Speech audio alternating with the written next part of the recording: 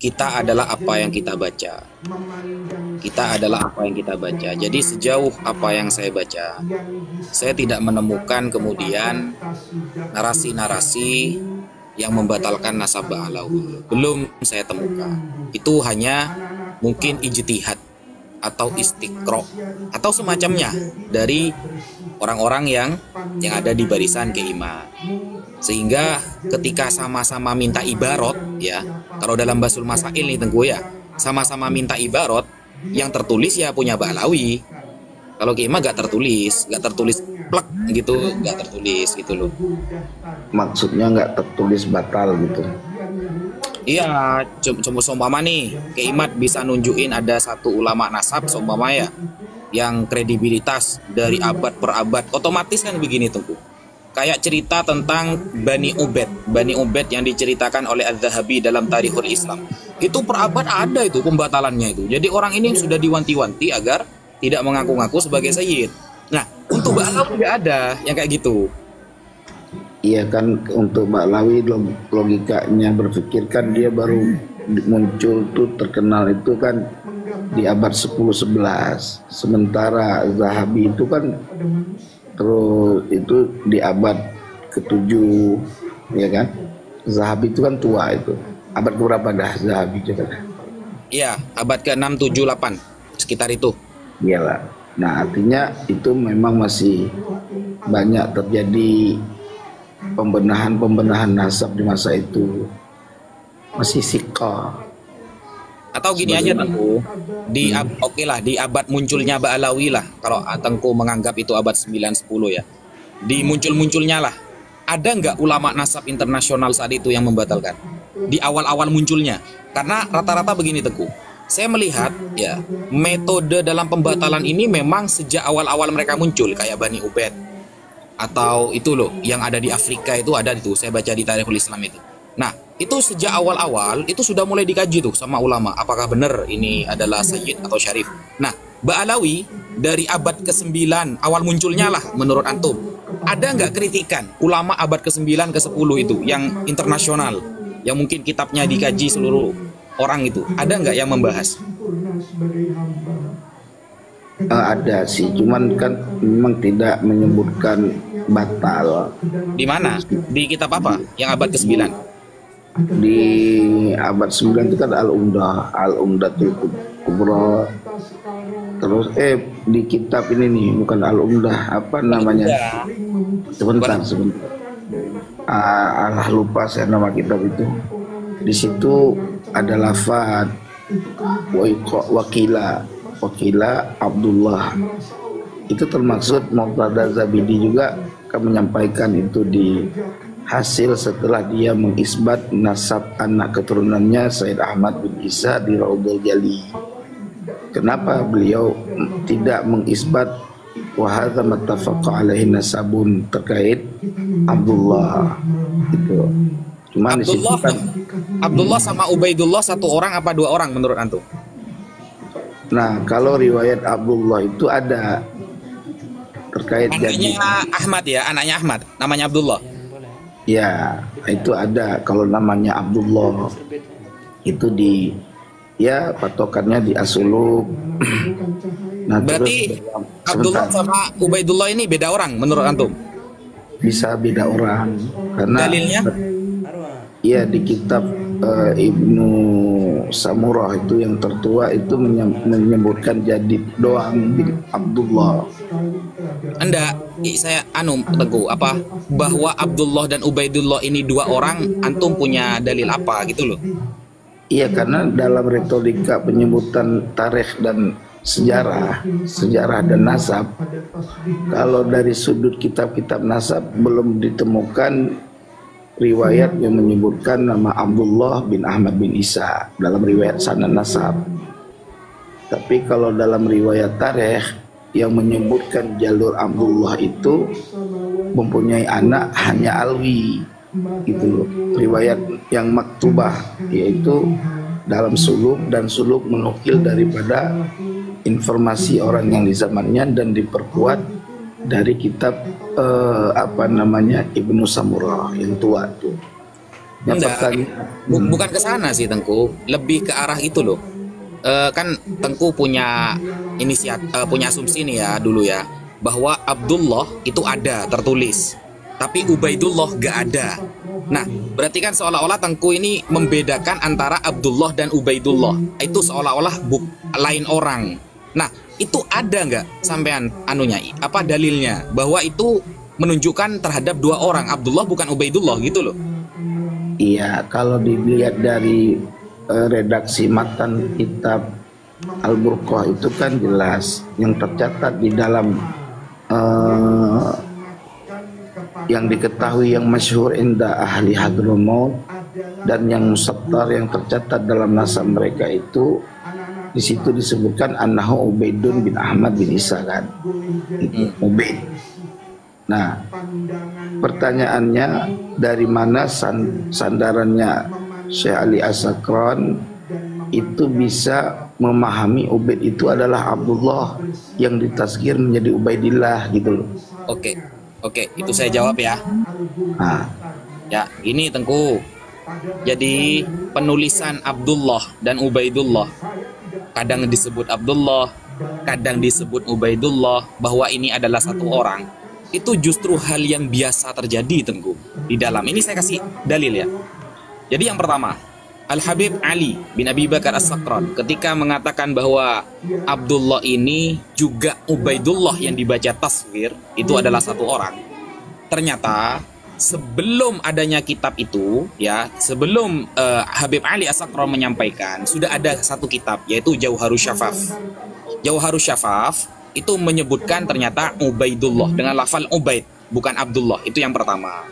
Yang kedua Tengku, di dalam penulisan ilmu nasab, Abdullah disebut Ubaidullah itu biasa. Coba Tengku buka di dalam kitab Syajarah Mubarakah, kitab yang menjadi fundamental bagi Kiai Imad, lalu bandingkan dengan kitab Tahdhibul Ansab yang ditulis oleh Al-Imam Al-Ubaidili atau Imam Ubaidili.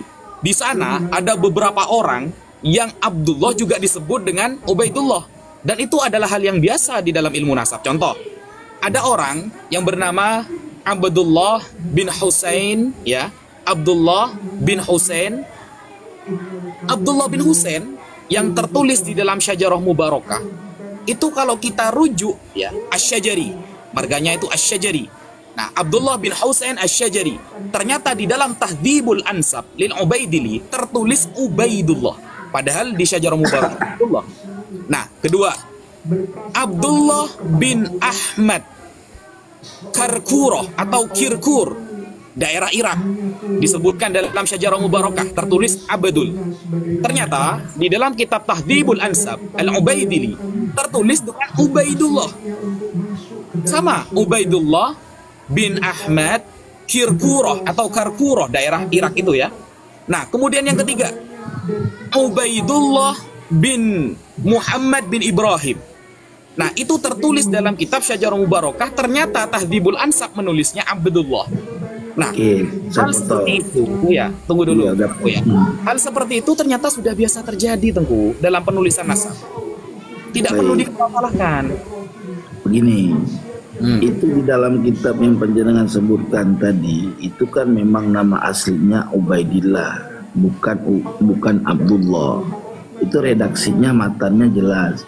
Sekarang kalau kita mau lihat dari mana, itu wakila gitu juga, wakila Ubaidullah gitu juga sama. Iya, tetapi kan persoalannya nama dia wakila Ubaidillah itu kan bisa terverifikasi dua nama seperti Ahmad dengan Muhammad. Dalam riwayat yang lain di Umdah itu ada yang menuliskan Muhammad, tapi wafi naskah akhar itu disebutkan dengan Muhammad. Itu ada, nggak masalah. Tapi menjadi persoalan kalau dari dasar kata Ubaid gitu loh. Ubaid yang apa bedanya sama yang tadi? Beda redaksinya. Bedanya apa? Redaksi Ubaid yang tertera dalam Al-Burqah itu harus difahami sumbernya menjadi tazkir itu dari mana gitu loh. Yang tadi, Apa tuh? Yang mana? Sumber tasgir. yang saya contohkan antara Tahdzibul Ansab dengan Syajarul Mubarakah dari mana itu tasgirnya itu? Kok bisa satu Abdullah, yang satu Ubaidullah? Dari mana? Iya, itu kan tidak disebutkan berasal dari nama Ubaid. Yang dituliskan gini, coba difahami dulu. Nggak perlu tertawa seperti itu, santai aja. Iya, aman, aman. Di situ coba kamu baca di kitab tersebut di Al-Burqah itu ditulisnya innahu Ubaid bin Ahmad bin Isa, ya kan? Sementara nama-nama Ubaid pada zaman-zaman tempo dulu, bahkan di zaman abad kedua Hijri sekalipun, ya, itu ketika orang bernama Ubaid tidak diverifikasi menjadi Ubaidillah. Coba antum bisa nggak? Antum di mana dalilnya itu? Iya, kalau abad kedua seperti itu, abad dulu seperti itu. Sabar, coba kamu lihat silsilah nasab ayahnya Imam Syafi'i, Muhammad bin Idris. Coba sebutin, tahu nggak? Ya saya tahu cuma Muhammad bin Idris Asy-Syafi'i, begitu saja. Oke, saya sebutin nih Muhammad bin Idris. Mohon maaf ya, apa fokus ke tadi dalil antum bahwa Abdullah dan Ubaidullah beda orang, kalau abad dulu beda, sekarang beda, itu di mana dalilnya? Ini lagi saya sebutin, maka santai dulu lah. Lanjut. Muhammad bin Idris bin Abbas bin Utsman bin Syafi'i bin Sa'ib bin Ubaid.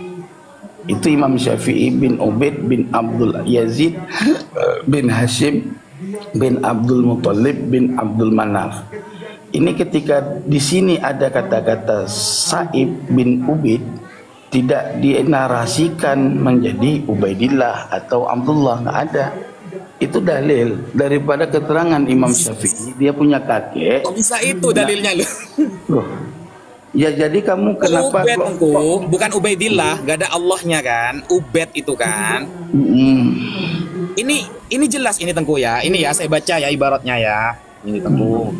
Jadi contoh, kalau Tengku buka di dalam kitab Tahdzibul Ansab, ya. Tahdzibul Ansab. Di sana ada orang yang bernama Ubaidullah bin Husain Asy-Syajari. Ternyata orang yang bernama Ubaidullah ini di dalam Syajarul Mubarakah tertulis Abdullah bin Husain Asy-Syajari. Sama satu orang. Kemudian bukan hanya itu Tengku. Ada yang bernama Abdullah bin Husain bin Muhammad Al-Uraidi. Itu dalam Tahdzibul Ansab.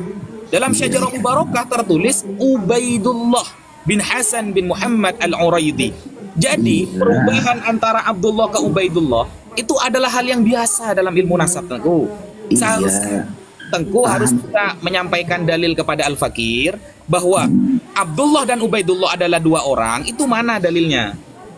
Loh, kan tadi saya sudah sampaikan Abdullah dan Ubaidillah yang kamu sebut di dalam kitab Tahdzibul Ansab atau dalam kitab lain, ya, itu adalah khilaf riwayat terkait nama aslinya.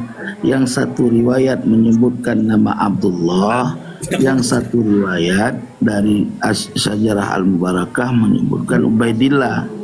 Tapi tidak ada satupun riwayat ya yang mengasalkan nama orang itu dari Ubaid menjadi Abdullah, nggak ada itu.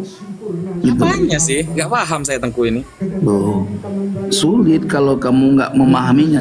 Gini, kamu gini aja Tengku. Coba sebentar. Ya. Jangan. Iya kita fokus. Jangan. Retorika Tengku sendiri kan, nggak ada ibaratnya kan. Gini loh. Ketika kamu di kitab naskah itu dituliskan Ubaid, gitu loh. Ubaid bukan Ubaidillah. Ubaid. Wakil wa annahu Ubaidun bin Ahmad bin Isa, ya kan? Pertanyaan coba kamu pahami, Ubaid itu dari Ubaidillah apa Abdullah atau Ubaidur Rahman atau Abdurrahman? Loh, Ubaidillah yang kita bahas. Iya, yang namanya tasgir dari Abdullah. Ini tasgir nih, tasgir.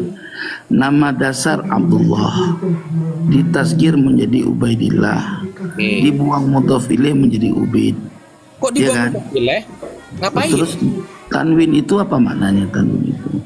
Lah, kok kok dihilangkan mudhof ilaihnya kan tertulisnya Abdullah sama Ubaidullah aja, tak ada pembuangan idhofah di sana. Coba Ubaidun itu apa artinya Ubaidun? Hamba yang kecil. Iya Ubaidun. Ya itu Abdun hamba, Ubaidun hamba yang kecil kan tasghir. Begini. Yang ditasghir itu Abdullah atau Abdun? Abdun itu lafal aslinya, ditasghir menjadi Ubaidun dalam Alfiyah Imam Ibnu Malik. Fu'ailanij alif thulathi idza sogortahu nahu fi qadayyi fi qada. Kan begitu dalilnya. Paham. Yang menjadi persoalan Ustaz, tanwin dun itu buang mudhof ilaih Ustaz. Coba lihat hukum tanwin iwan. Coba dah. Tunggu dulu. Coba di kitab apa dulu keterangan jenengan ini? Coba. Di Alfiyah, coba di Alfiyah. Enggak, maksudnya yang Ubaidullah kemudian dihilangkan jadi Ubaid dalam kasus ini, itu jenengan dapat dari mana referensinya? Sekarang coba kamu lihat di Al-Burqah sendiri, dituliskan Ubaid bukan Abdullah, bukan? Coba kamu baca, bagaimana Ubaid bisa jadi Abdullah? Ya, terus lanjut. Dari mana? Enggak, dari mana narasinya? Di situ di Al-Burqah, Ali As-Sakran menuliskan Ubaid bukan Ubaidullah. Coba dibaca di Al-Burqah, coba dibaca ibaratnya. Ya di situ ibaratnya waqad fahimtu ma taqaddama manqulan awalan min tarikhil janadi wal awaji. Di situ ada di situ. Iya, dibaca sampai yang lafal Ubaidnya coba. Saya nggak bawa kitab. Nggak lagi posisi di kamar, nggak buka kitab. Jadi Ubaid itu tulisnya annahu Ubaid, kamu buka aja sendiri Al-Burqah punya kan? Gitu. Jadi nggak bawa Al-Burqah di sini. Nah, jadi Ubaid di situ dituliskan jelas Ubaid, bukan Abdullah, bukan ya, Ubaidillah langsung. Yang menunjukkan mereka dua orang? Nah, yang menunjukkan dia dua orang, dari mana Ubaid itu bisa menjadi Abdullah? Sementara beliau memahami daripada As-Suluk ya dan Al-Awaji yang menyatakan bahwa Jadid bin Abdullah bin Ahmad, bukan Jadid bin Ubaid bin Ahmad, bukan gitu. Kenapa Anda tidak fokus ke As-Suluknya saja? Kenapa harus Burqah? Di As-Suluk itu enggak, makanya kan ini kan menggabung yang ditemukan oleh Ali As-Sakran di dalam kefahamannya terkait di dalam kitab As-Suluk. Dia mereferensikan kitab As-Suluk gitu loh. Dia memahami dari kitab As-Suluk. Tunggu dulu. As-Sakran gimana ibaratnya itu? As-Sakran yang bilang bahwa istilah Abdullah menjadi Ubaidillah itu merujuk kepada As-Suluk gimana ibaratnya? Ya kan di situ udah jelas tadi waqad fahimtu ma taqaddama manqulan awalan min tarikhil janadi. Yang kitab yang milik Ali As-Sakronnya, saya pengen tahu. Iya itu lafadznya wa hakadza huwa Ubaidun wa hakadza huna huwa Ubaid gitu. Coba dibuka dulu. Antum lah kan, saya referensi saya yang saya buka, jenengan referensi jenengan yang dibuka gitu loh. Ya udah sebentar, saya keluar dulu.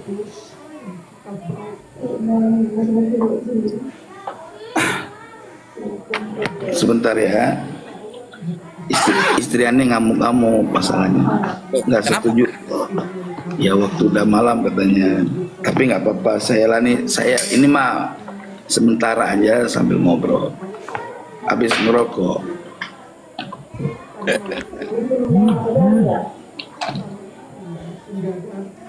Jadi istri aneh udah nggak ngedukung masalah bahas nasab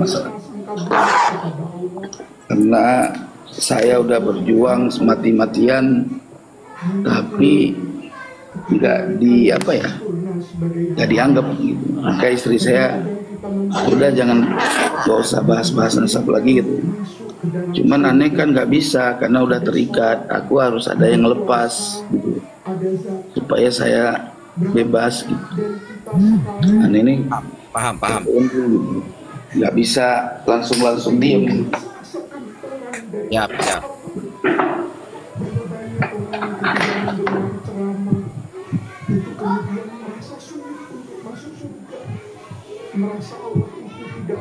rugi, ninggalin gua tuh rugi. Kiai Imad lebih memilih si Pleret sama si Sugeng. Sama Abbas Buntet ya. Itu coba lihat, dianggapnya gua udah di DP, dikasih duit, kan kurang ajar. Oh, berarti antum tidak pernah mendapatkan uang dari mereka dalam perjuangan? Nauzubillah min zalik, haram gua dapat uang kecuali gua ada kerja. Ya, kerja misalkan disuruh yang di video jenengan yang itu yang katanya dikasih uang sama Fuad Pleret yang mau dikembalikan itu gimana? Oh, itu kan saya forecast. Orang kalau forecast kan dikasih uang. Oh, paham. Itu kalau forecast itu kan kita datang ke dia kan pakai bensin sendiri, masih. Cuman kalau itu dianggap, saya bilang kalau dia mengungkit-ungkit misalkan ngasih-ngasih gara-gara kita podcast, ibu pulangin itu aja narasi saya. Ya. Oke, sebentar ya.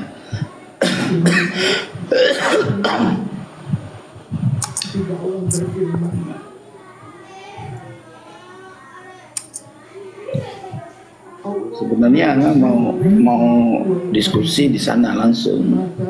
Jadi biar ditonton. Sebetulnya kalau gua kalah, Kiai Imad juga kalah.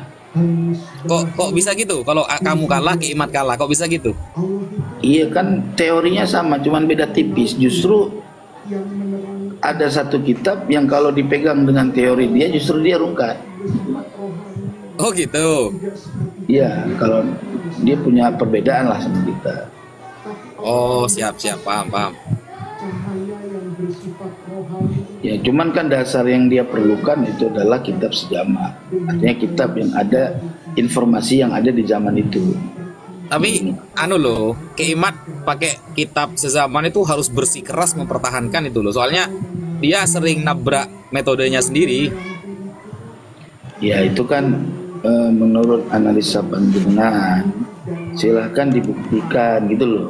Nah itu Tengku, ketika dia menggunakan manuskrip abad ke-11 1033 yang saat itu Sunan Gunung Jati mau dikaitkan kepada Musa Al-Kazim, yang notabene-nya Musa Al-Kazim kan wafat tahun 183. Nah, akan ada jarak 850 tahun. Kenapa Ki Imad kok tidak pernah menampilkan kitab sezamannya itu selama jarak itu? Ya, gini loh. Yang perlu diverifikasikan itu keberadaan Ubaidillah, bukan yang lain kan? Enggak, maksudnya ketika Ki Imad menitik beratkan kepada kitab sezaman, ternyata metode yang dia bikin sendiri dilanggar sendiri. Ketika dia ingin menyambungkan Sunan Gunung Jati, Syarif Hidayatullah, yang menggunakan, kan Ki Imad ini menggunakan manuskrip abad 11 1033, lalu disambungkan kepada Musa Al-Kazim yang notabene-nya wafat tahun 183 Hijriah. Ada terpaut jarak 850 tahun. Sampai detik ini Ki Imad tidak pernah menjelaskan kitab-kitab sezamannya selama jarak itu. Ya, tapi ada sama saya. Jadi gini loh. Jadi kitab masalah itu namanya manuskrip. Ada manuskrip yang tercatat di abad paling tua itu, yang ada di Pulau Jawa itu abad ke-14 Masehi. Manuskrip gak menjawab, Tengku.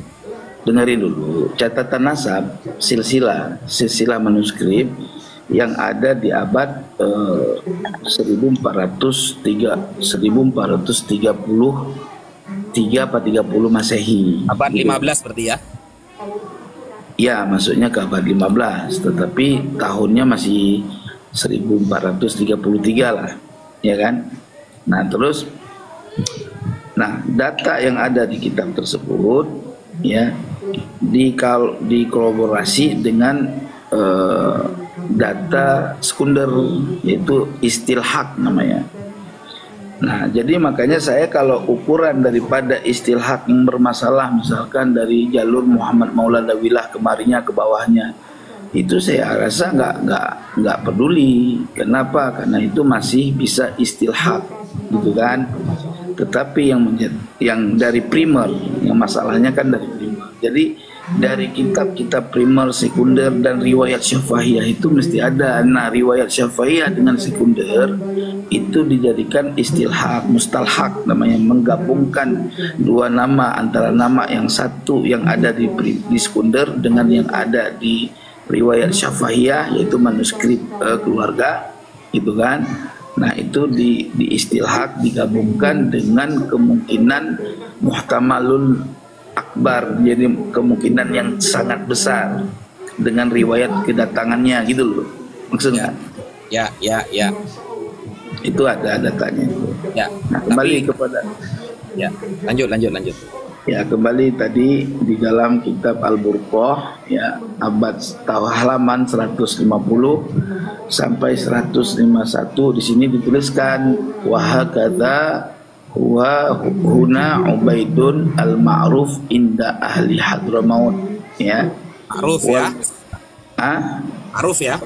Ya, Ubaid ya.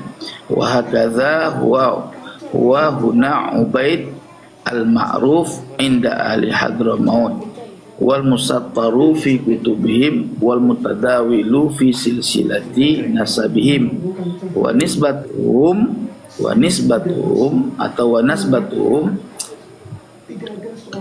annahu Ubaidun bin Ahmad bin Isa. Itu lafadznya.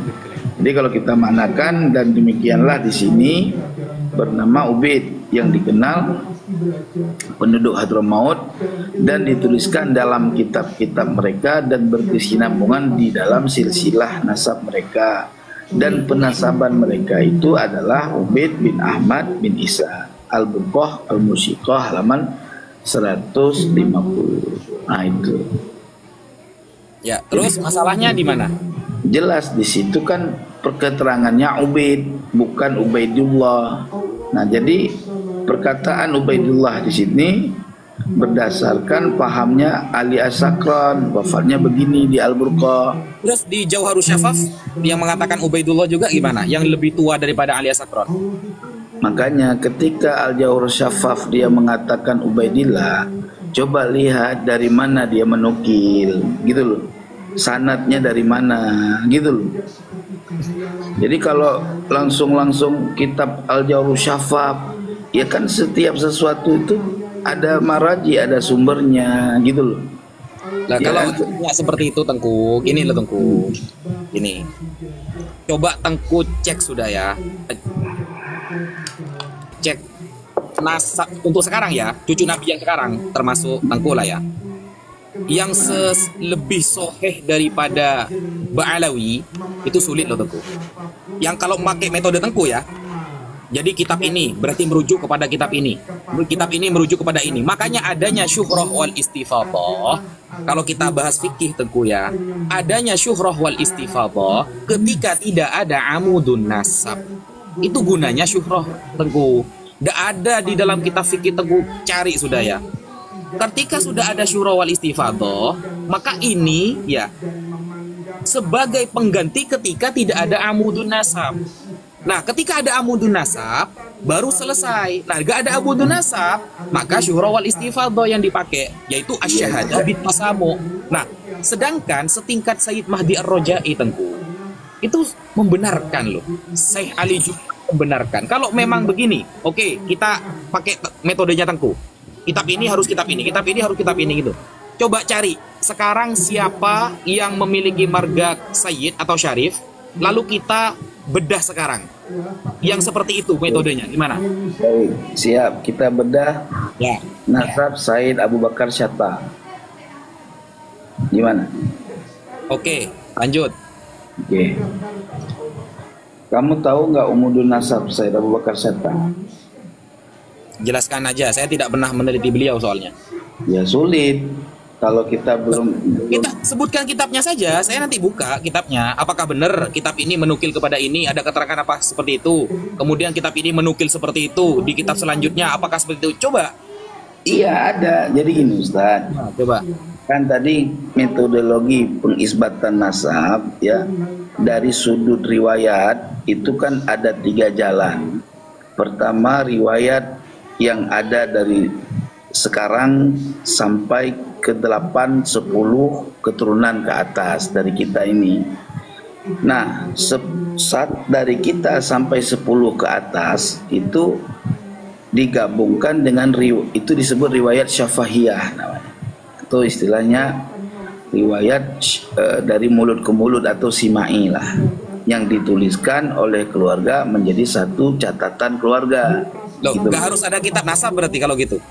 Dengar dulu, kan itu metode dari bawah. Yang mesti kitab nasab itu kan primer, gitu loh, bukan sekunder. Maksudnya harus kitab nasab primer itu gimana maksudnya? Artinya yang mesti memakai referensi kitab nasab itu data-data primer. Siapa data primer? Itu data yang menyebutkan 12 generasi setelah Rasulullah. Karena itu riwayat yang primer itu namanya. Misalkan gini. Dari mana keterangan seperti itu, Tengku? Loh. Anda harus 12 setelah Rasulullah, setiap kitab nasab, lalu kemudian disebut primer, data. Sampean paham nggak data primer itu apa? Data pokok. Primer itu kan pokok. Ya, abad ke-9 ke-10 pun ya primer, Tengku. Yang penting data pokok itu namanya data primer. Bukan, itu kalau abad 9 10 itu bukan data primer. Itu data sekunder, Bang. Data sekunder Ya, itu. ya untungnya saya cuma punya HP 1 ini. Saya tidak bawa HP 2. Ini ya, saya bacakan data primer itu apa sih? Gitu loh. Nih, tar.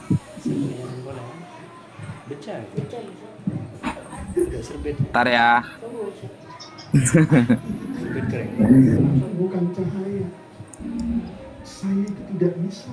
Nih Tengku ya.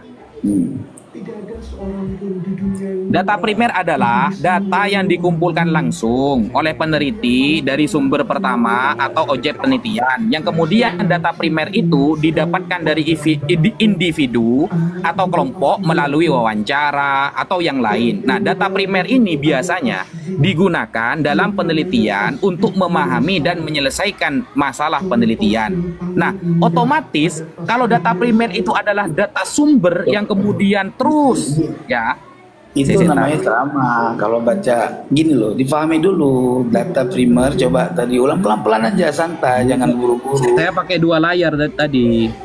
Ini kita bukan lagi berdebat, lagi ya diskusi santai aja. Debatnya nanti. Santai aja. Debatnya nanti waktu ketemu di Robito. Gak apa-apa, aman. Putus-putus ya? Sinyal mungkin putus-putus. Sebentar, saya ini HP lagi lobet sebentar ya. Saya sambil cas. Coba gini Tengku, biar tidak bernarasi terus, Tengku sebutkan definisi atau dalil yang Tengku sampaikan itu, bahwa yang harus ada data-data nasab, harus ada kitabnya itu setelah 12 nabi, cucu-cucu nabi. Itu di mana keterangannya? Itu kan Tengku belum menyebutkan dalil sama sekali dari tadi gitu loh. Seperti retorika jenengan sendiri gitu loh. Iya, sekarang kita gini. Setiap sesuatu itu kan ada mafhum dan mantuk, ya kan? Ya, mafhum mantuknya jenengan kan? Saya bisa open cam. Okay. Nggak bisa open cam jenengan. Nah, sekarang gini. Yang pertama yang kita harus paham dalam metodologi penetapan nasab, ayyara khatta nasabatin mausukin bihi ya'rifu atau yu'rafu khattuhu wa yatahaqqaqahu fahina idzin idza syahida khattan nasabah bi syai'in amila alaihi. Itu metodologi yang pertama. Jadi metodologi yang pertama itu ahli nasab melihat catatan nasab, catatan khattan nasabah, catatan ulama ahli nasab yang mausuqah, gitu, yang terpercaya. Ya, ya'rifu khattahu, yang mana ahli nasab tersebut mengetahui betul catatan tersebut benar-benar dia ketahui adanya, keberadaannya. Wa yatahaqqaqahu, dan dia mentahqiq. Makna mentahqiq itu meneliti atau mendalami catatan tersebut. makna mendalami di sini ya, coba kita faham bagaimana cara mentahqiq. Sebagaimana kalau kita lihat daripada maraji ahli tahqiq Itu jenengan salah loh memahami ibarat itu. Anda, kalau kamu bilang saya salah, coba bagaimana yang kamu pahami? Yang saya pahami begini Tengku, gini. Coba. Jadi kaifiyatu itsbatin nasab itu kan di dalam kitab Umdatul Thalib ya. Salah satunya ya. Nah, kaifiyatu itsbatin nasab atau di kitab Al-Muqtibun Said Mahdi Ar-Rajai. Yang pertama kan ayyura khattun nasabah. Jadi khattun nasabah bukan nasabah sedang melihat catatan kemudian mendalami catatan itu, bukan. Karena lafalnya ayyura khattun nasabah, catatan si nasabah itu sudah yu'rafu khattuhu, tulisannya itu diketahui ya. Wa Kalau begitu Ustadz Wafi, kalau gitu cara memahami ibarat kamu itu diketawain sama Kiai Iman, nggak jelas, nggak bakal kalah tuh Kiai Iman. Saya pastiin. Kalau Ayyuro kan dibaca majhul. catatan ahli nasab yang terpercaya, Bang. Iya, sampean tadi memahami begini Tengku. Itu catatan ahli nasab. Berarti kan kitabnya ahli nasab. Sampean tadi memahami orang ahli nasab memahami sebuah catatan. Itu beda pemahamannya. Bukan begitu Ustaz. Itu Tadi kita kan nanti bilangnya seperti itu. Enggak, itu ente suka mengambil yang ujung tetapi melupakan yang awal. Gini loh. Coba teman-teman gimana? Tadi kan Tengku bilang jangan orang framing, ahli Ustaz. nasab Santai aja, meneliti santai sebuah aja. catatan, kata jenengan. Itu gak gitu. Jangan gitu, jangan framing, santai aja. Gini loh, Ustaz. Coba ulangi, coba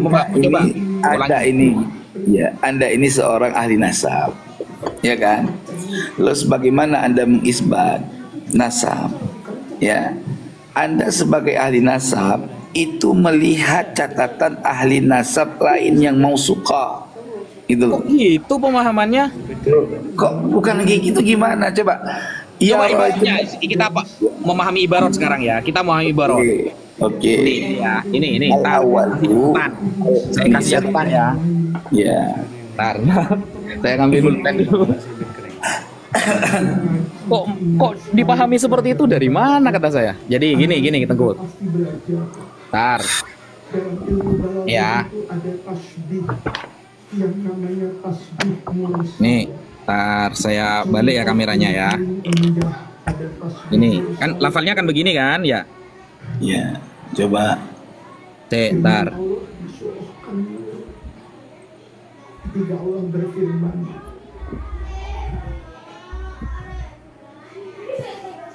Allah nurus samawati wal ardi mathalu nurihi kamiskatin fiha misbah al misbahu fi zujajah.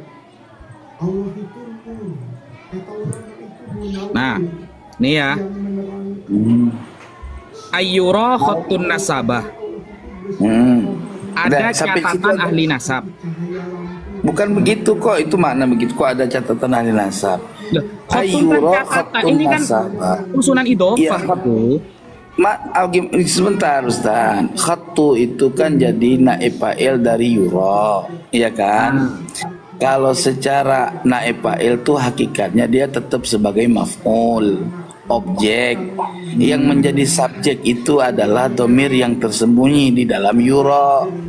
Makanya kalau kita baca dia sebagai bacaan majhul, ya, bahwa dilihat akan catatan ahli nasab, gitu loh kan? Itu murotnya gimana coba dah?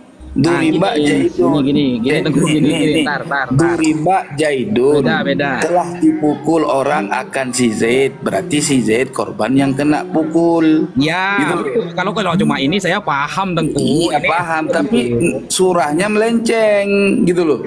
Ini SD kalau ini Tengku, gini loh. Iya, masalah SD terserah. Yang jelas ayyura khattun nasabah, bahwa kalau kita mau lebih mudah ya, ia itu takdirnya huwanya marjanya kepada siapa coba?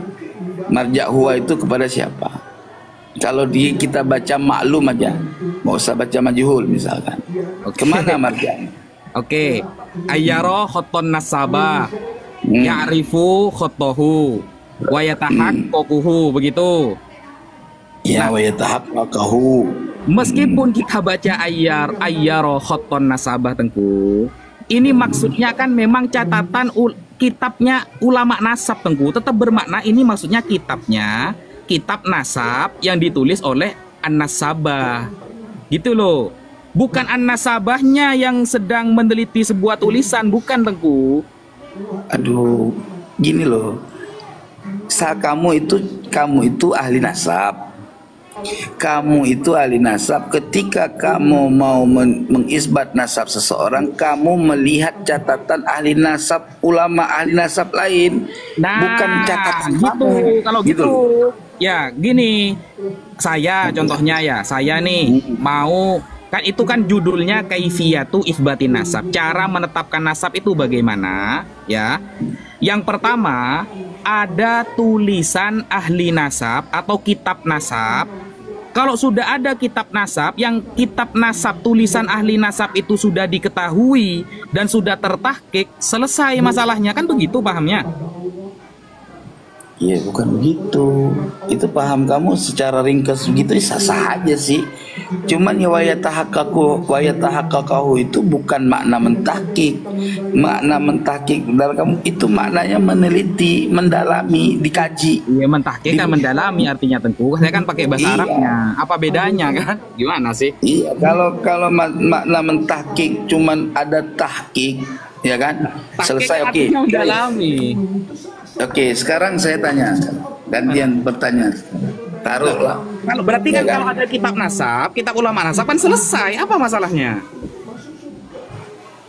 Ya baca sampai habis. Iza saida khattan nasabah atau iza syuhida khattun nasabah bisyai'in amila alaihi. Apabila sudah saksikan atau sudah terlihat, sudah dilihat catatan ahli nasab, ya, yang menjelaskan sesuatu, mengamalkan, beramal dengan hal itu. Oke. Ya. Sekarang kita lihat kepada poinnya, ya. Yang kita bahas ini adalah Ubaidillah. Itu ya cuma kan? bukan syarat ya, itu turuk ya. Iya, udah aman, tenang aja, ya kan. Nah sekarang Ubaidillah yang kita bahas. Ya. Dari mana catatan ahli nasab yang mausuf, ya, yang dia benar mengetahui catatannya Ubaidillah sebagai anaknya Ahmad bin Isa dan ditahqiqnya. Mana catatannya? Saya pakai satu kitab. Contoh seperti Az-Zabidi dengan As-Samarqandi. Ya, terus gimana lafaz di As-Samarqandi di situ di takliknya kan ada musannif tidak mengetahui betul di situ. Coba bukalah kitabnya As-Samarqandi. Nah, ini ya. Coba. Bentar, saya buka.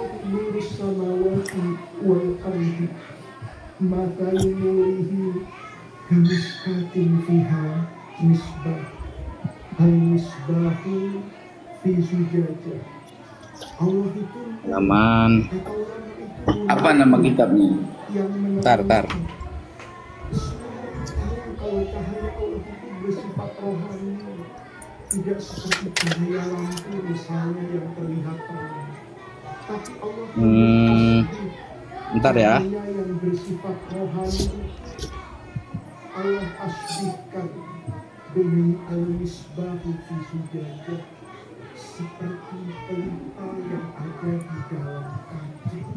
Seperti anak-anakku kalau menyalakan lampu, kemudian lampu itu tidak memandang siapapun dan memandang emas yang disematkan kepada kasidah. Ini ada. Adalah Sebentar. penyembuh. Anak-anak 8:20. hati manusia itu boleh Ini ya. jadi tidak bersih. Bentar. Pandangannya mungkin tidak jernih memandang Oke, nih saya baca An-Nasabah As-Sayyid Muhammad bin Husain Al-Husaini As-Samarqandi Al-Madani, ya, abad ke-10. Berapa? Dalam kitab Tufatul Thalib, ya, halaman Thalib, berapa? Tufatul Thalib halaman tar. Ini kumpulan ibarat saya, soalnya saya udah bawa kitab aslinya. Ya, nggak apa-apa. Halaman 76 sampai 77. Kalau di sini saya mengumpulkannya itu dari kitab Tuhfatul Thalib bima'rifati man yantasibu ila Abdillah wa Abi Thalib, halaman 77 dan 76. Nah, di sini kan begini, qalal muhaqqiqun, ya. Qalal muhaqqiqun bihadzal fan min ahli Yaman wa Hadramaut kal Imam Ibnu Samurah wal Imam Al-Janadi wal Imam Al-Futuhi sahibu kitab At-Talkhis wal Imam Husain bin Abdurrahman Al-Ahdal wal Imam Abil Hub Al-Bura'i wal Imam Fadal bin Muhammad Al-Bura'i wal Imam Muhammad bin Abi Bakar. Terus sampai setelah menyebutkan semuanya itu, ntar Gini Ustaz, Afwan Ustaz. Ya. Itu ini tunggu dulu, ini saya baca dulu. Wa Syekh Fadl bin Abdullah Asy-Syajari wal Imam Abdurrahman bin Hassan. Kemudian Kharaja As-Sayyid Asy-Syarif Ahmad bin Isa wa ma'ahu waladuhu Abdullah fi jam'in minal aulad wal qarabat wal ashab. Tuh, jelas ya. Jadi ini adalah perpindahan hijrahnya Ahmad bin Isa bersama anaknya yang bernama Abdullah. Itu tertulis jelas oleh As-Samarqandi, seorang ahli nasab. Udah. Ini namanya khutun nasabah. Ya, sudah belum? Ya, terus. Di sini kalimatnya wa amma, dari atas dulu, jangan kultu dulu. Wa amma Ahmad bin Isa bin Muhammad ibn Uwaidi faqala ibnu Aniba Abu Muhammad Al-Hasan Ad-Dalal, ya, bin Muhammad bin Ali bin Muhammad bin Ahmad bin Isa Ar-Rumi min waladihi wa sakata an ghairihi, ya. Kita lihat di bawah, di tahqiq, di ta'liq lah. Umdatul Thalib halaman 245. Nah, kita cari di situ, mesti sama. Nah, sekarang ya, qultu, ya, ra'aitu fi ba'di ta'aliq ma suratu qala al-muhaqqiquna bihadzal fan min ahli al-Yaman wa Hadramaut, ya, kal Imam Ibnu Samurah wal Imam Al-Janadi wal Imam Al-Futuhi sahibu kitab At-Talkhis wal Imam Husain bin Abdurrahman Al-Ahdal wal Imam Abil Hub Al-Bara'i wal Imam Fadlun bin Muhammad Al-Bara'i wal Imam Muhammad bin Abu Bakar bin Ibad Asy-Syami wa Syekh Fadlullah bin Abdullah Asy-Syajari wal Imam Abdurrahman bin Ihsan, ya kan? Nah, di sini langsung tulisannya kharaja Sayyid Syarif Ahmad bin Isa wa ma'ahu waladu Abdullah fi jam'in minal aulad wal qarabat wal ashab wal khadam minal Basrah wal Iraq ila Hadramaut wastaqarra muskina dzurriyyatihi wastatala fihim bitarim bi Hadramaut ba'da tanaqquli fil buldan wa tadarrub anil autan hikmatul malik al-Manan. Oke. Nah,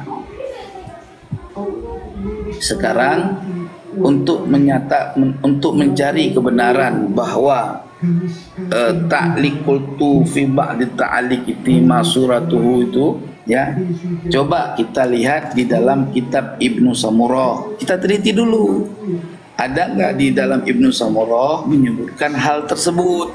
Karena Ibnu Samurah itu, ya, abad ke-6 itu tua. Asal bila ada di abad di Ibnu Samurah ini terdapat nama tersebut, riwayat tersebut, tak Kiai Mat Rungkat,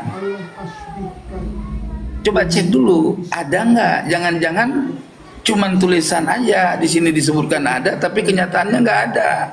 Nah, ini jenengan lari sudah ya. Bukan lari. Lari ini Sekarang berarti. untuk memverifikasi. Lari Begini ini loh. berarti. Enggak lari. Ini kita coba buktikan ada enggak. Di sini kan gini loh. Lafadznya gini loh. Qala al-muhaqqiquna. Dengerin dulu. Ya, ya. Ya. Mulai Ya. lari ini. Loh, kamu yang lari. Ya enggak, kan tadi kan kita bahas memverifikasi ayyurohotun kebenaran itu nasabah. dengan jelas gitu loh. Ya, kita kan apa fokus ayyurohotun nasabah. Hotun nasabah sudah ada, selesai kan? Ya, tapi kalau khatun nasabah sudah ada, dari mana dasarnya? Nih. Masa khatun nasabah nggak ada sumbernya? Bingung kita. Kalau Nah. kayak gitu kan itu kembali kayak kita debat di Banten. Ujung-ujungnya semua juga bisa aja gitu. Ya, Ini ya, lanjut.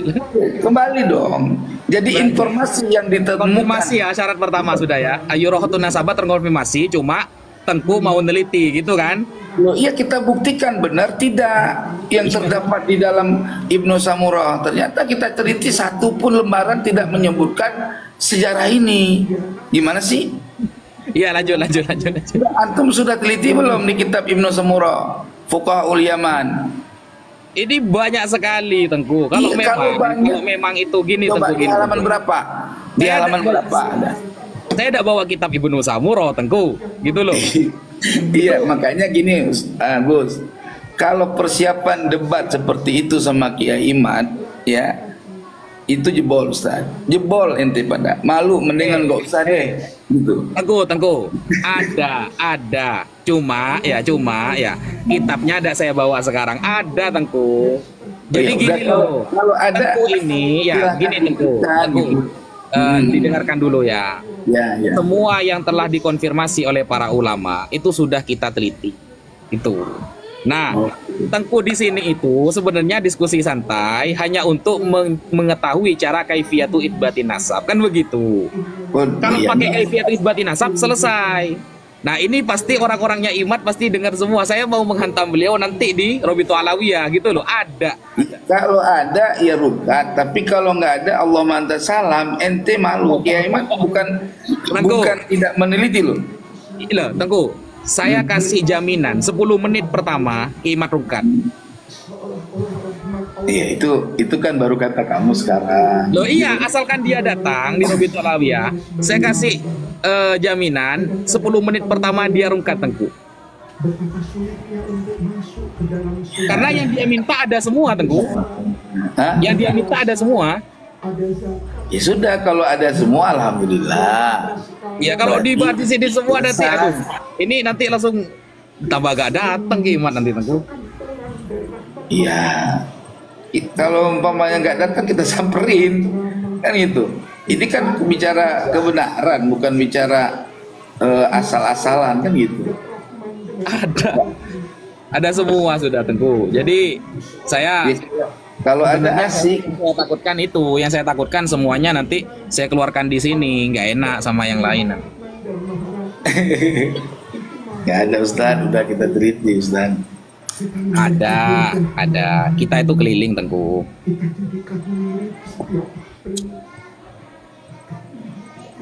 Bahkan yang diminta ke Imat abad kelima, keenam ada Tengku.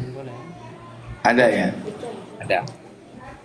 Sama manuskripnya kita sudah punya. Ya silakan aja nanti dibuktikan. Ada.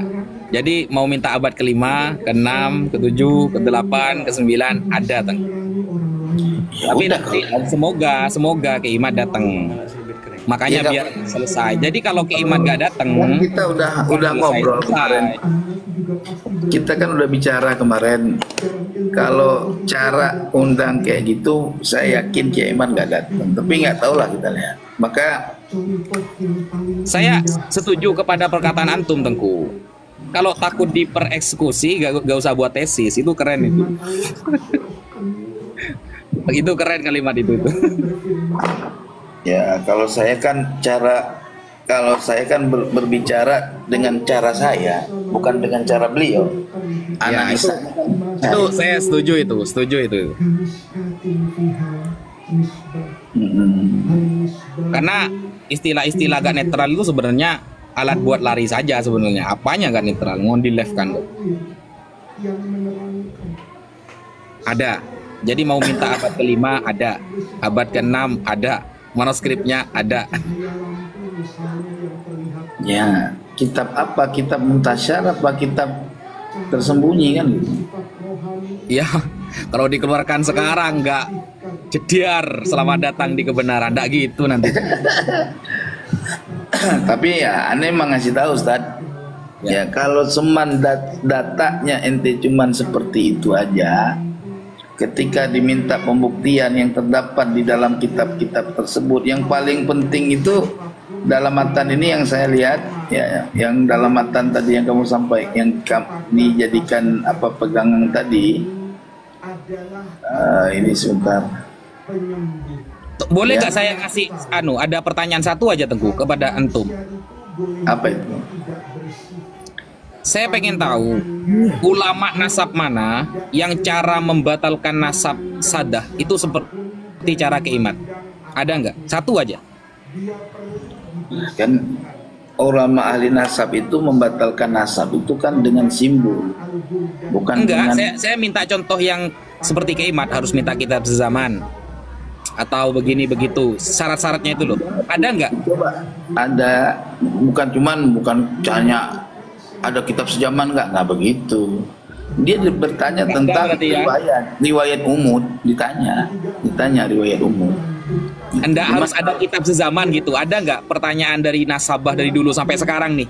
Sampai yang ada yang hidup sekarang. Ada nggak? Minta kitab sezaman, kalau nggak ada berarti batal nasabnya. Ada nggak pertanyaan seperti itu? Kalau pertanyaan seperti itu ya nggak ada. Ada Cuman ya? saya balik tanya juga gitu. Balik tanya lagi nanti gitu. Ya. Adakah ulama ahli nasab ya yang mengisbat nasab seseorang ya tanpa memiliki data kitab nasab? Ya semuanya pakai kitab nasab, Tengku. Ya makanya tinggal dibuktikan. Loh, Ada nggak Mbak Alawi ini kitab nasabnya kan gitu? banyak. Cuma nanti kan ketika kita sampaikan contoh nih, Az-Zabidi, As-Samarqandi, As-Sakhawi, kita sebutkan nanti larinya seperti tadi akhirnya kan. Mana kitab sezamannya yang mendekati gitu? Nah itu yang kita tanyakan. Seperti itu ada gak sih pertanyaan dari ahli nasab dari dulu sampai sekarang yang masih hidup? Ya itu kan gimana ya? Yang namanya ulama ahli nasab itu kan dia nggak bertanya. Kita orang berisbat, kamu mengisbat nasab sama saya. Yang Ya. saya tanyakan sama kamu itu kan umudun nasab kamu anak siapa, bin siapa, bin Umudun siapa. nasab kan, umudun nasab itu ketika apa musyajjar ya, mata rantainya ya, yang mensyaratkan kitab sezaman, kitab loh yang diminta Kiai Mat itu kitab Teguh, kitabnya ulama nasab yang terbukukan ya, yang harus sezaman atau mendekati. Yang seperti itu kan tidak ada. Amudun nasab itu udah harus kitab, harus sezaman.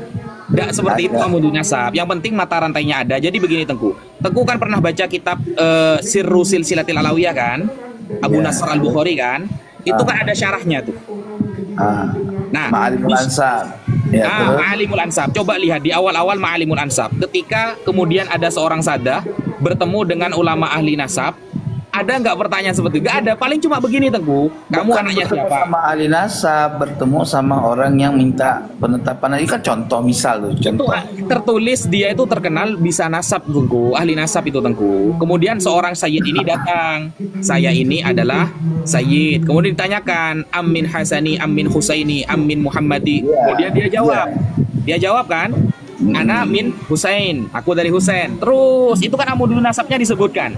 Nggak ada yang harus ada kitab nasabahnya, kitabnya nggak ada Tengku, nggak ada. Iya, tapi ketika si ulama ahli nasab itu dia mengeluarkan isbat nasabnya seseorang itu yang menyebutkan tadi, dia tetap meninjau daripada apa benar orang yang menyebutkan nasabnya ini tersambung dengan sahibul hikayat. Itu Ya, makul mana Ustaz. itu tadi? Iya, silakan aja. Dek. Itu semua kalau yang ente tanya seperti itu kan istilahnya jebakan apa istilahnya? Jebakan Batman. Tapi yang jelas dalam konsep ilmiah yang harus kita verifikasi kebenaran nasab itu tadi, kalau memang ada data-data kitab yang lebih tua daripada kitab itu aman. Sekarang ini saya tanya balik sama kamu, misalkan ya. Nggak ada berarti ya ulama yang nanya kitab sezaman atau mendekati itu ya. Yang penting disebutkan amudun nasabnya selesai, betul?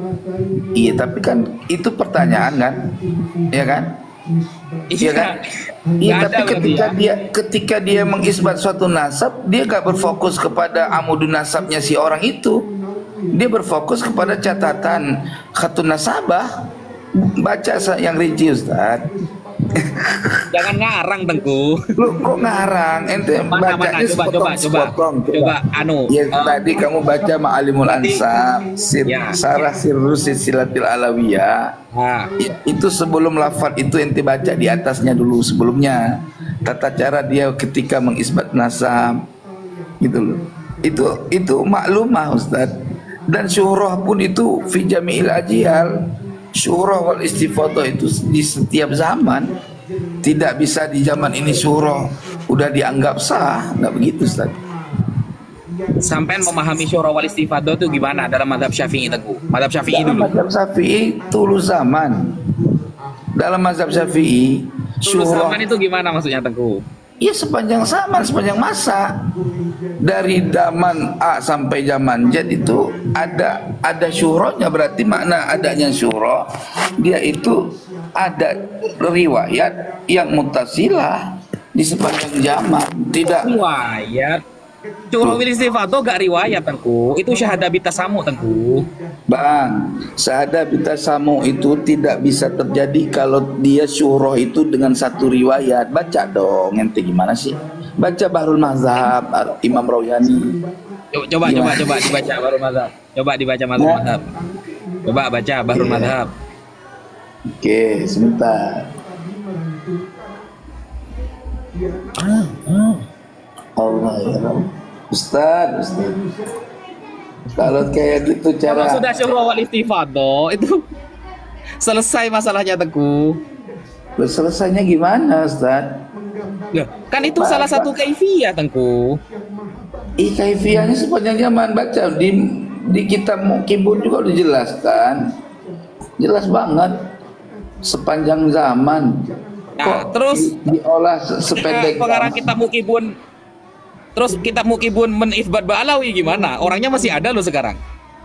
Loh iya, sekarang gini loh. Ketika dia mengisbat nasab Ba'alawi, katanya orang masih ada, ya kan?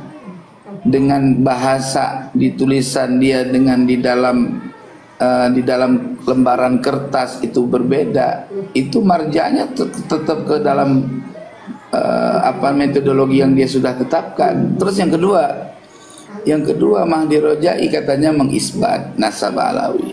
Sementara dia sendiri mengatakan memang mengakui bahwa Ba'alawi ini tidak disebutkan kakek moyang mereka dari berbagai kitab nasab. Terus dari mana ditemukan ada kitab nasab yang menyebutkan Ubaidillah atau Abdullah? Kalau sudah syuhrah wal istifadah itu gara-gara gak ada abudun nasabnya, Tengku. Itu dibedakan. Itu bisa dibatalkan, Ustaz, dengan coba ente bukalah kitab-kitab yang memverifikasi batalnya syuhrah wal istifadah. Itu sudah dikuasai, Ustaz. Itu sudah dikuasai semua oleh Kiai Iman. Kalau gimana? Coba. yang membatalkan syuhrah wal istifadah itu gimana? Itu di kitab Imam Ibnu Hajar Al-Asqalani itu ada. Itu salah paham itu Kiai Iman itu. Itu salah paham. Sudah saya bantah itu. Mana ada. Kamu bantah cuma di media. Lafalnya kan begini kan. Bahwa nasab itu bisa dengan syuhrah wal istifadah kecuali ada mukhalifnya. Kan begitu kan? Ya, terus? Nah, betul nggak? Ada sesuatu yang membatalkannya. Coba. Enggak seperti itu lafadznya. Ada mukhalif, bukan membatalkan mukhalif. Bukan membatalkan mukhalif lafadznya. Di kitab Imam Ibnu Hajar itu, syuhrah wal istifadah itu bisa untuk nasab selama tidak ada mukhalifnya, bukan membatalkan, bukan. Nah, Keimat salah paham. Keimat menganggap bahwa dirinya itu di posisi mukholif, itu sudah salah.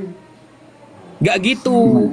Kalau posisi mukholif itu harus yang nasabah, baru bisa dikaji nanti. Toh andaikan nanti mukholif ini terjadi dari nasabah, larinya tetap makbulun nasab, tetap diterima. Perbedaan pendapat antara ahli nasab, bukan Keimat mukholifnya itu layu tabar itu. Emang kenapa kok Kiai Imad misalkan mukhalifnya dianggap nggak mutabar tuh dasarnya dari mana sumbernya? Kitabnya siapa? Kitabnya Imam Ibnu Hajar sendiri, Tengku. Makanya di dalam kitab Fathul Bari, maksudnya at-ta'nu fil ansab itu adalah ayyakdah ya. Ayyakdah maksudnya itu mengkodah nasab orang lain bi ghairi ilmin, sehingga memahami kitab Imam Ibnu Hajar ini tidak punya ilmu. hanya Kamu mau menganalisa bahwa Kiai Imad bi ghairi ilmin kadahnya. bukan nasabah dia, Tengku. Loh, nasabah, syarat nasabah juga nggak perlu harus alim banget loh. Buka dan kitab nasabah. Coba syarat sifatun ahli nasab gimana? Gini, Imam Keimat juga menggunakan kitab Haidar Al-Husain ya, Al-Haidar Al-Husaini. Siapa itu ya? Lupa saya itu namanya itu. Yang mengatakan bahwa ketika sudah ditemukan dalil, maka tidak boleh ikut yang lain. Begitu kan? Di sana Keimat nyomot-nyomot lagi. Seperti kasusnya Imam Ibnu Hajar. Mukholif maksudnya dalam konteks Imam Ibnu Hajar ini yang memang nasabah. Kalau bukan nasabah tidak bisa, Tengku. Keimat nasabah tak? Bukan guru nasab aja tidak punya. Kayak Kiai Imad itu mubahis itu lebih. Nah itulah, makanya Keimat tidak masuk. Mukholif itu tidak masuk. Gitu. Ya, Tidak masuk. lucu kalau kayak gitu kamu mentahkim orang lain, orang nggak punya kemampuan, harus orang siapa yang punya kemampuan? Sekarang saya tanya, siapa yang ada di Robitoh yang bisa mengisbat nasab sebagai ahli nasabah? Apa dalilnya? Kenapa dia bisa mengisbat nasab orang mengeluarkan buku? Lah, tadi kan kamu sendiri yang jawab. Ada amudun nasabnya. Gimana sih? Oh, lucu lagi, baik. Itu ahli nasabnya siapa? Kan umudun nasab itu ahli nasab yang mengetahui katanya. Kata kamu. Gimana sih? Apa? Mukholif, Tengku. Iya, ini bicara mukholif, ya kan? Nah sekarang kita tanya, orang mengisbat nasab kan syaratnya juga harus ahli nasabah, ketentuannya. Kaifiyatu itsbatin nasab apa aja, Tengku? Loh, ahli nasabah kan? Mana? Wah, sampai ini ngarang-ngarang, Tengku ini. Kaifiyatu itsbatin nasab kan ada 4. Satu, ada kitab ulama nasab. Yang kedua, ayat tarif, abun bibinin. Yang ketiga, syura wal istifadhah. Yang keempat ada al-bayyinah asyariyah. Al-bayyinah asyariyah. Apa tuh bayyinah asyariyah? Mana ada kaifiyatu itsbatin nasab harus nasabah itu? Ngarang, Tengku ini. Terus buat apa ada nakobah yang kemarin-kemarin mereka datang membatalkan nasab karena nggak tercatat di Robito itu? Kenapa? Kok bisa gitu loh? Ya, gini loh, Tengku. Sampai coba kita pakai standar ulama lah. Jangan framing kalau ente nih kan. Kaifiyatu itsbatin nasab kan sudah ada, Tengku. Jangan membuat syarat-syarat baru gitu loh. Itu yang melihat catatan ahli nasab kan ahli nasab, Bang. Mana ada, Lucu Tengku? kamu ini. Masa orang biasa bisa melihat catatan ahli nasab? Ada kitabnya ulama nasab. Bukan ahli nasab kalau ahli nasab melihat kitab ulama nasab. Gimana, Tengku ini?